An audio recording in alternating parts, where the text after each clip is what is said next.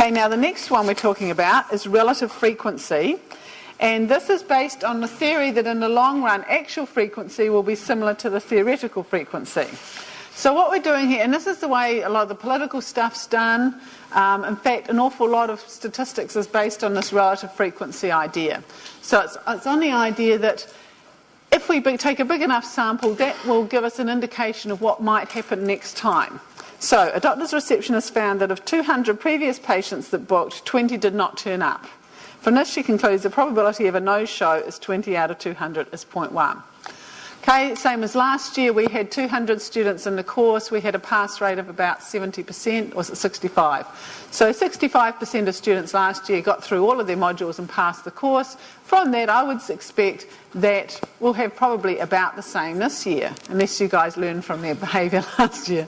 And but that doesn't mean that each individual person's probability is actually 0.65, because you actually control that.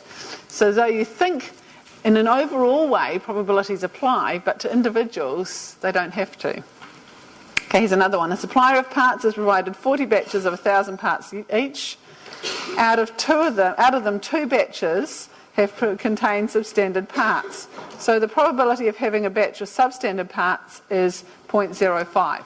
Now there's no engineering or physical reason why it should be 0.05. We're simply going from, in the past, 0.5% of them, or 0.05 of the batches that we've got have had substandard stuff in them. So that's called relative frequency. It's also known as historical or empirical. So it's where we're using evidence from the past to give us some idea of what might happen at present.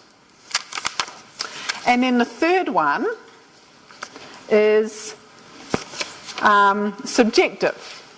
Okay, so I'm actually going in terms of how useful they are or how accurate they are. A priori is based on physical, scientific evidence. Relative frequency is based on historical stuff and the assumption that it did model reality and that things haven't changed since then.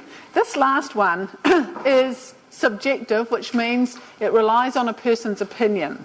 So it's based on the feelings and insights. For example, you look at the sky, decide the chance of rain is less than 0.1, so you hang out the washing. But you probably don't go, oh yeah, about 0.15. You probably just go, yeah, probably going to be fine. You don't usually think in terms of numbers. Even I don't. Okay, an editor reading a manuscript estimates that it has a 90% chance of being a bestseller. The Crusaders supporter thinks the Crusaders have a 0.8 chance of winning a Super 14 this year. So all of these are based on some experience in the past, maybe gut feeling and so on.